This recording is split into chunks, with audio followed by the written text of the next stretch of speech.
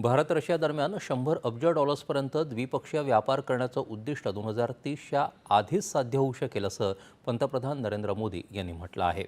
Bharat Russia यांच्यातल्या 23व्या वार्षिक व्यापारी परिषदेत ते बोलत होते।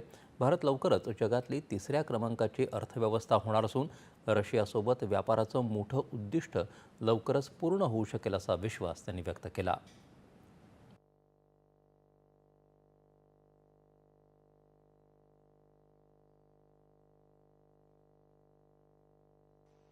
पिछले वर्ष राष्ट्रपति पुतिन और मैंने 2030 तक द्विपक्षीय व्यापार को $100 बिलियन का उस लक्ष्य को पार करने का हमने निर्धार किया था। लेकिन कल से मेरी जो राष्ट्रपति पुतिन से बात हो रही है और जिस प्रकार के पोटेंशियल नजर आ रहे हैं, मुझे नहीं लगता कि हमें 2030 तक इंतजार करना पड़ेगा। ये मैं साफ देख रहा हूं।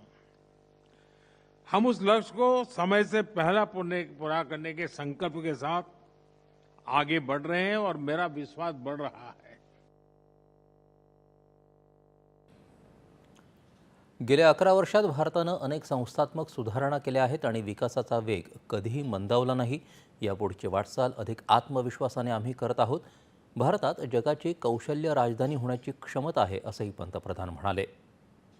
राष्ट्राध्यक्ष पुतिन यांनी एका मोठ्या शिष्टमंडळासह भारतात येण्याचा महत्त्वाचा निर्णय घेतला, ज्यामुळे दोन्ही देशातल्या व्यावसायिक संबंधांना नवा आयाम मिळाला आहे असं पंतप्रधान म्हणाले। रशियाचं शिष्टमंडळ भारतात केवळ ऊर्जाविषयक चर्चा करण्यासाठी आलेलं नाही किंवा तेल आणि गॅसविषयक करारांवर स्वाक्षरी करण्यापुरता हा दौरा मर्यादित नाही असं पुतिन यावेळी म्हणाले। भारत रशिया दरम्यानच्या बहुआयामी भागीदारीचा अधिक विस्तार करण्याचं आमचं उद्दिष्ट आहे। भारतातल्या अपार संधींचा आजही म्हणावा तेवढा वापर झालेला नाही। हा मंच या संधींचा वापर करून व्यावसायिक संबंध अधिक दृढ करण्यासाठी आहे असं पुतिन म्हणाले। दोन्ही देशांमध्ये जी चर्चा झाली त्याची प्रत्यक्ष अंमलबजावणी करू शकणारे लोक या मंचावर आहेत असं त्यांनी सांगितलं। या परिषदेला दोन्ही देशांचे मंत्री आणि दोन्ही देशातले उद्योग जगतातले प्रतिनिधी उपस्थित होते।